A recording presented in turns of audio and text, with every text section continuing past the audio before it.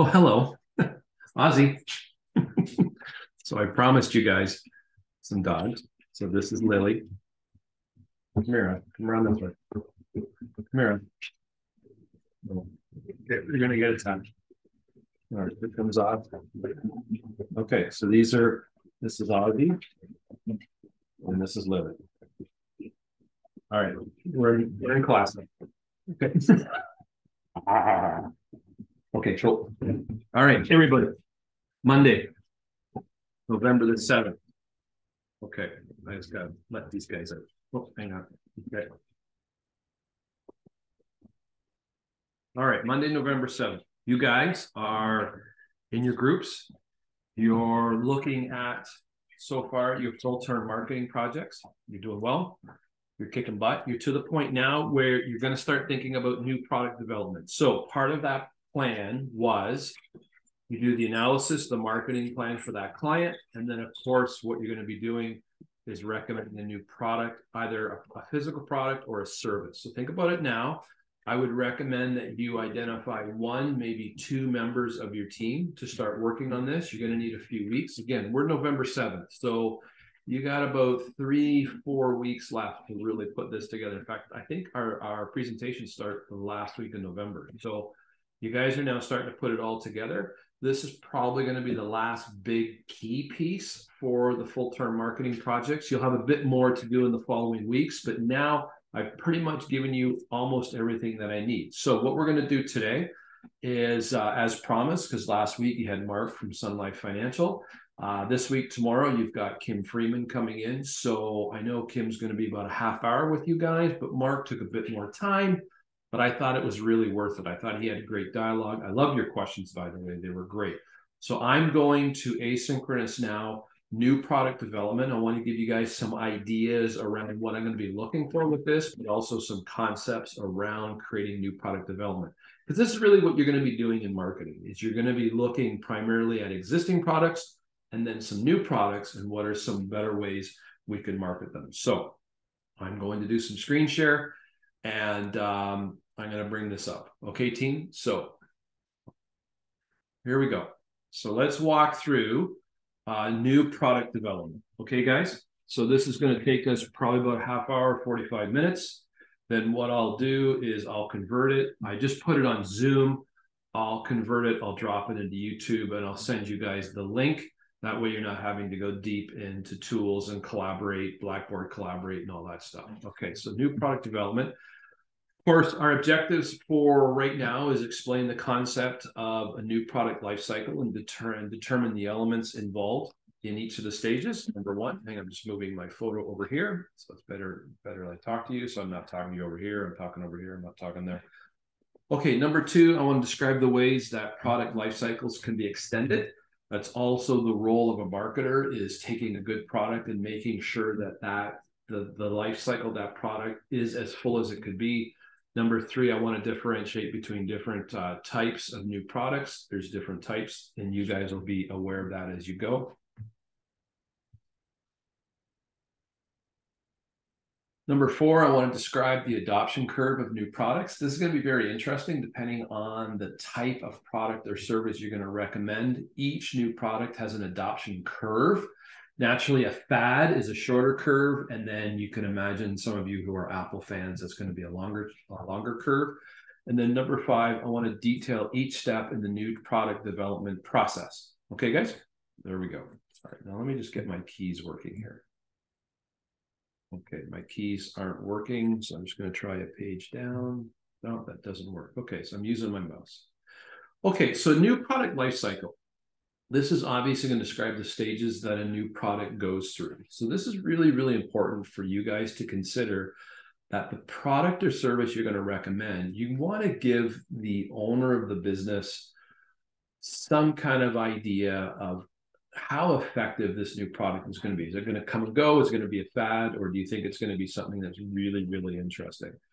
So the product life cycle, now you could probably use a version of this in your plans. I'd probably recommend it. But as you can imagine, your bottom axis is time and your vertical axis is sales. So naturally, there's always a ramp up period. So there's 4 stages of product life cycle. Now, every product or service will go through these in a different curve, okay? But this is just an example. Naturally, of course, you're going to have an introductory period where maybe the market doesn't necessarily know about it. In the pizza world, for years, it was the calzone. Remember the calzones, those pizza pockets? For years, they weren't around, and obviously they started to become introduced. But there is going to be some development costs. So naturally, sales might actually be in the negative at the start of this, and this is going to be research. This is where you have to get across patience because obviously the finance people want to see profits really quick, but obviously there's going to be a ramp up period. So there's the introduction, and then it turns into growth. So as you can imagine, the units really take off, and the profits, the cash, they lag afterwards. And sometimes the profits don't lag as quickly as you want.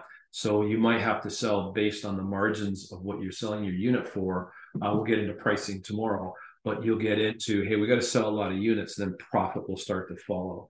Naturally, of course, every product has a maturity phase where, you know, it's kind of matured out based on its usage.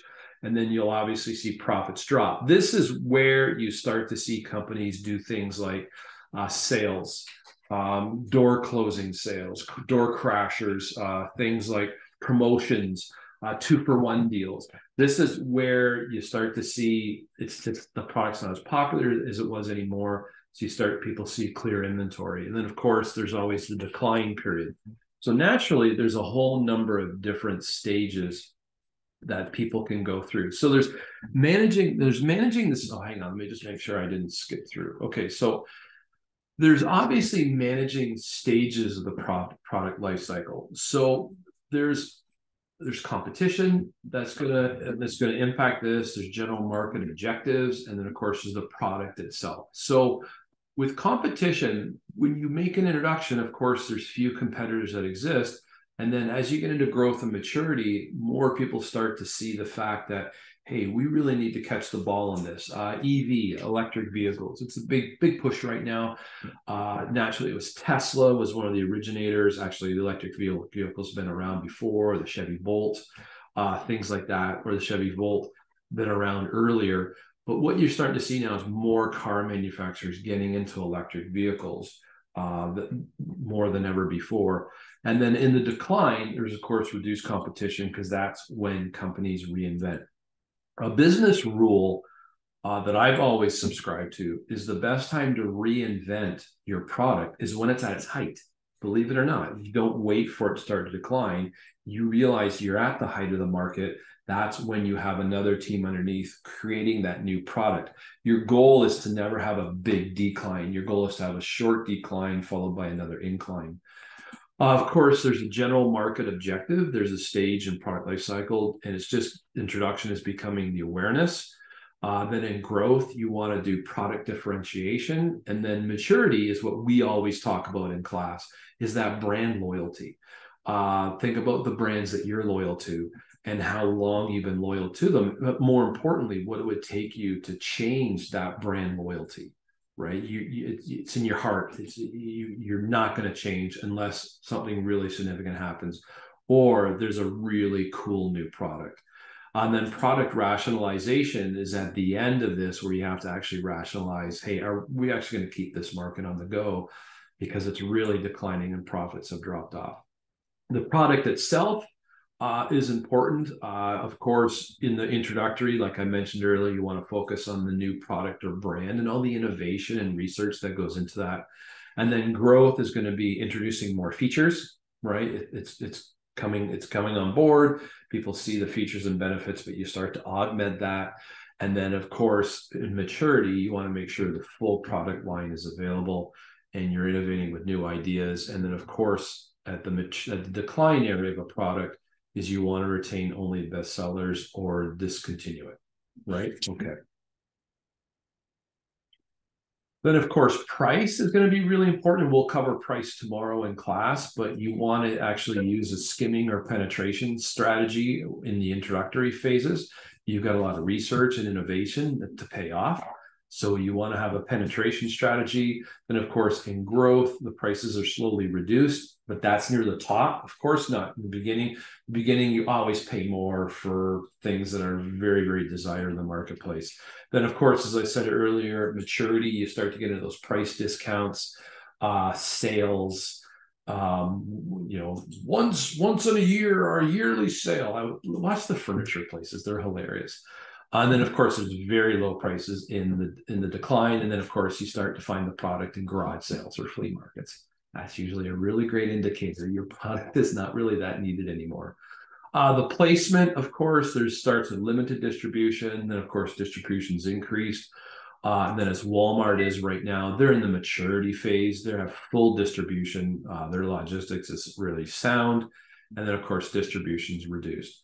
With promotion of the product, of course, this is really going to be a part of what you're going to be doing in your projects is you're going to be talking about the promotion strategy. So you start on building product awareness, and then you're going to consider doing some advertising techniques, digital media, print media, traditional combination of all three.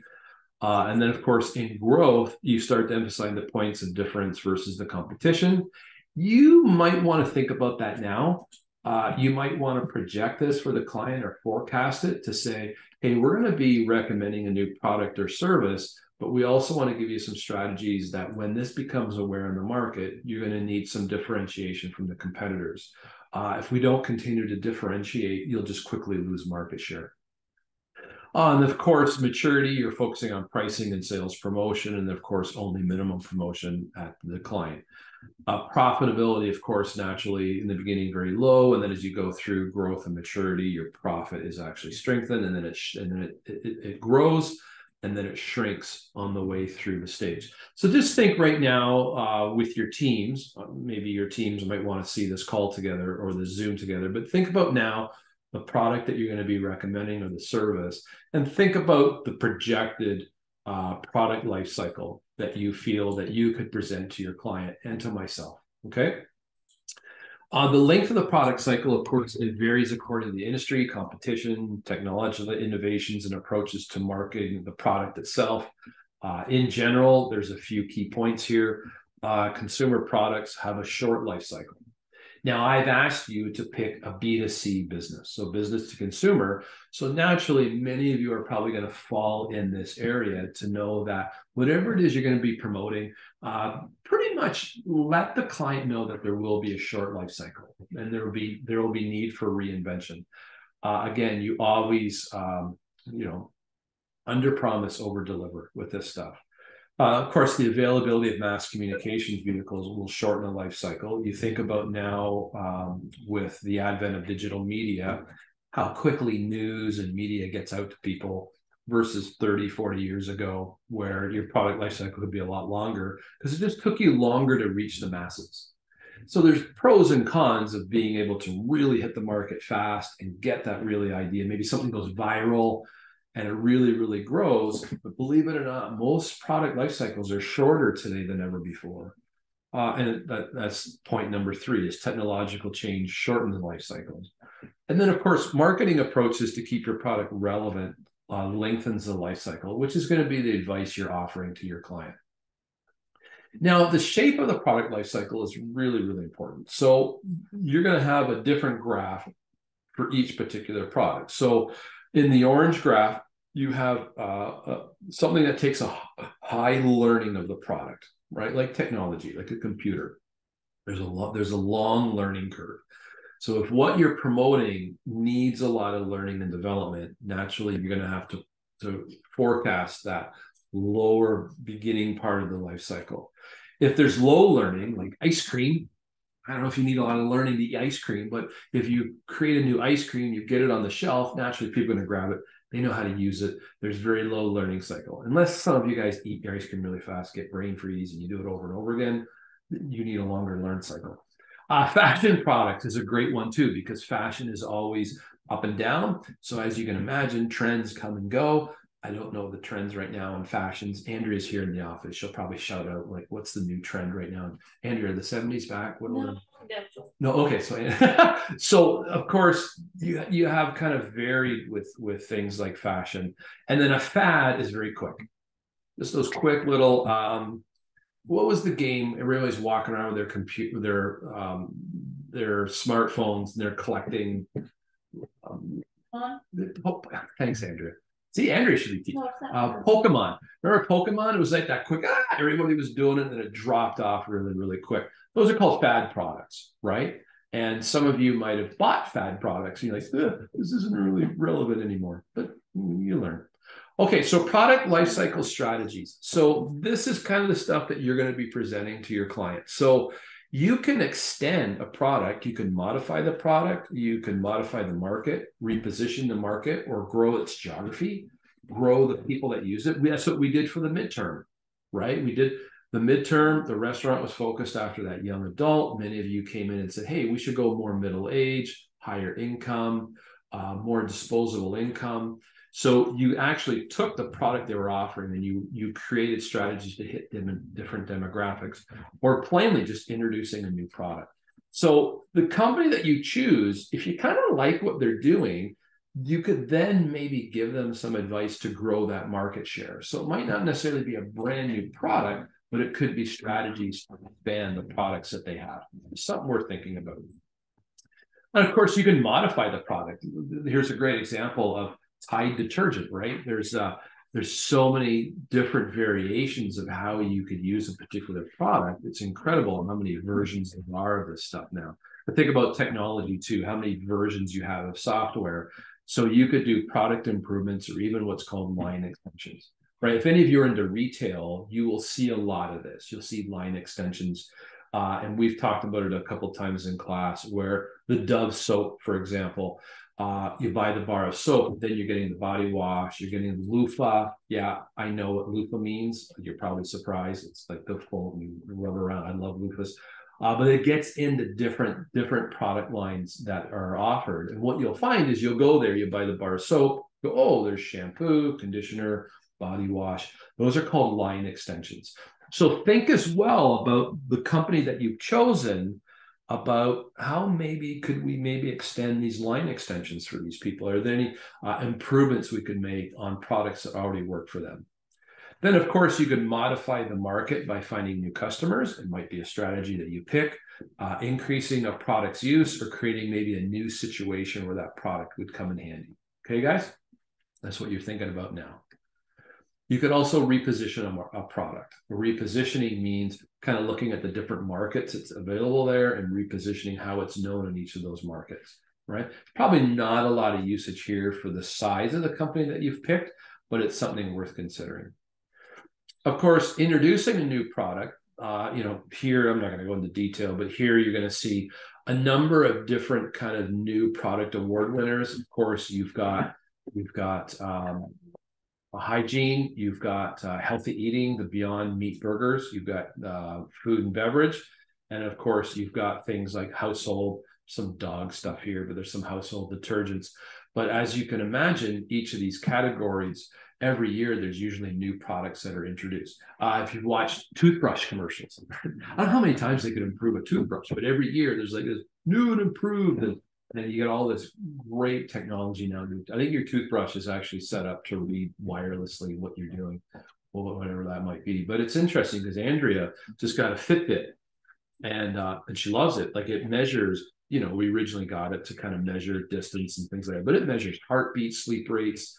It measures overall health, and it's really, really interesting. How just something on your wrist can measure everything. Many of you have like the Apple Watches, does the same thing. So you buy the Apple Watch to get the technology, but then you realize once you buy it, all the extra things that it does. Technology is cool. So of course, this is a great statement. New products are the lifeblood of a company, helping to make products relevant and brings future revenues into the company. So this is what you guys are thinking about right now. You've got the client, you're doing the marketing plan, and now this is actually exciting stuff, but you're thinking about what new products or services could we recommend this company to actually improve revenues? And this is the fun part about being in marketing. It really is. This is where you can really be creative.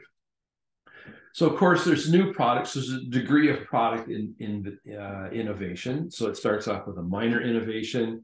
It might move to a continuous innovation or a radical innovation.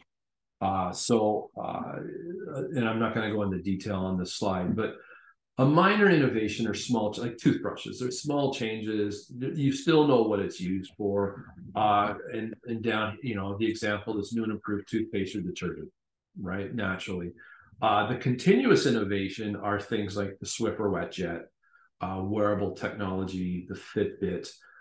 It's like a continuous. So probably next year's version of the Fitbit, next year version of the iPhone still does the same stuff, but there's kind of new and improved innovations there. And then radical innovations, of course, things like Amazon, what I've mentioned to you, what Amazon did to Walmart. But of course, there's Alexa, Google Home, self-driving cars, 3D printers. Those are radical innovations. Now, it's a very small percentage of the marketing world are radical innovations because there's a lot of risk. And not a lot of companies are willing to put a lot of risk into radical. Most companies they're kind of doing minor innovations, but their goals are continuous innovations. So there's just some things to think about, maybe some of the things that you're thinking about with your team projects, what type of innovation you're actually looking for. Hey, go nuts with the radical. I think with marketing and your marketing plans, I think it would be a good idea to offer, some solid continuous, maybe not minor. I wouldn't really focus too much on a minor innovation. It's not going to make you stand out as a marketing grad, but I think a good continuous strategy combined with maybe some radical ideas, that's really where there's a lot of fun with vision. So of course, the adoption curve is you could actually use this in your projects. So you could probably maybe take a screenshot of this. And again, if you guys want the PowerPoint, send me a note. But there's basically 5 key steps to the adoption curve. So the first step is the innovators. They're the ones that are out there getting the newest, the latest. You might be part of this. Hey, man, I'm going to get this before it comes out. I'm going to put a pre-order in. Tesla is a great example of that. People were 2, maybe 3 years now waiting for a Tesla. But these are the innovators. These are the people that really want it. And then you've got the early adopters, and that's probably where Tesla is now. Tesla is now known. You're seeing a lot of them on the highway. Now you kind of got these early adopters. People are starting to see the value. They're jumping in on this. Bitcoin's another great example. You got some early adopters, people checking it out, putting as part of their portfolio. And then you have what's called an early majority. So this is kind of where you really start to see everything pick up. And then that leads to a late majority. People were skeptical in the beginning. I don't really know about this. Electric cars, a lot of people are there right now. Hey, I save on this, but if I have to change the batteries, it's $25,000. Geez, that's a lot of money. But really, they've kind of basically brought out the costings of a fuel car with an electric car is really about the same. But over the life of the car is about the same. But what you're really doing is you're really impacting the environment. You're being conscious of that. So there's an intangible valuable to that. Then, of course, laggards are the very people at the end. They kind of get at, I see all that stuff, and they jump in at the end. And from a marketing standpoint, you actually want to focus on the late majority. Believe it or not, the late majority is where you really want to focus, because the innovators and early adopters, a little bit of risk. The early majority, you're still creating that momentum, but man, you want that late majority. You want the people that have seen the value of the testing and use of the product. And then, of course, laggards are at the very end. So something to think about, guys. You might want to add this into your plans, this type of concept. So, of course, there's obviously barriers that deter adoption, and you're going to want to be aware of this. Anybody who does any forecasting, naturally, you want to talk a bit about some potential risks or barriers involved. Of course, there's 4 of them. Here is the usage of it. Are people going to are they going to see the value, use the product or service? Is there a sense of value? Say you've got it overpriced. We're going to talk about price tomorrow, but say you've got a new product where it's really priced out of the market range. Great example is in Niagara, you see some more expensive restaurants moving in with higher priced entrees, and they're going after a very small market share. But imagine there's a point in time where you're only going to spend so much for a chicken parmesan, right? You guys are probably, hey, if I can get in and around, 14, 15, maybe 18, maybe $24 for a chicken parm. Okay, I know you guys know, but imagine someone coming in for a $65, $70 chicken parm. Better be the best damn parm you've ever had, but really, is it really that different that you're willing to pay that much more? There's risk. Of course, you might say, hey, I'm used to this product, and there's a risk of making a change. Technology, you guys have seen that with technology, where let's say you're a PC user and you suddenly make the decision to go Apple, there's a risk you're not really certain about.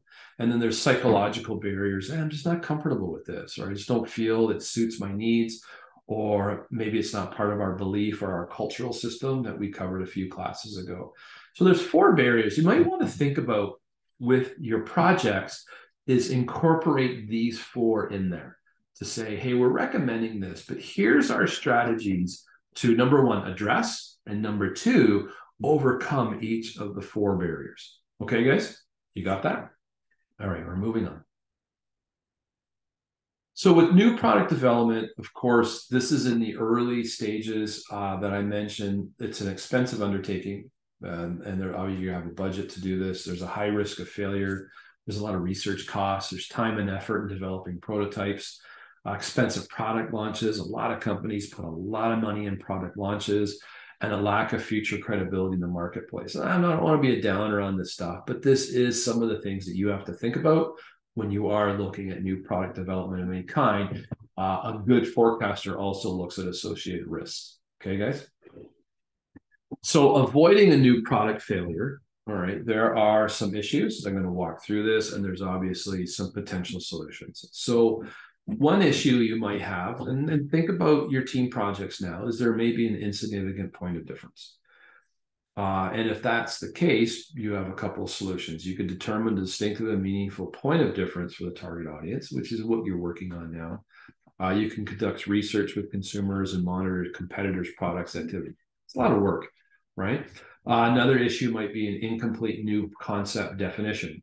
That's on your lap. As a marketer, you need to make sure there's a concept definition. And then you might have insignificant market attractiveness. So of course, I'm not going to get into solutions of all of these, but these are some things to really think about. So you want to make sure, let's just go through the issues for you guys with your teams. Make sure that what you're promoting for them, there is a point of difference. And this is exciting, because the definition of entrepreneurship is finding a gap in the marketplace that doesn't exist. This is really exciting. Beechwood Donuts, downtown St. Catharines, they're a great place. All of their donuts are vegan, believe it or not. All of their donuts are vegan, and that's how they're made.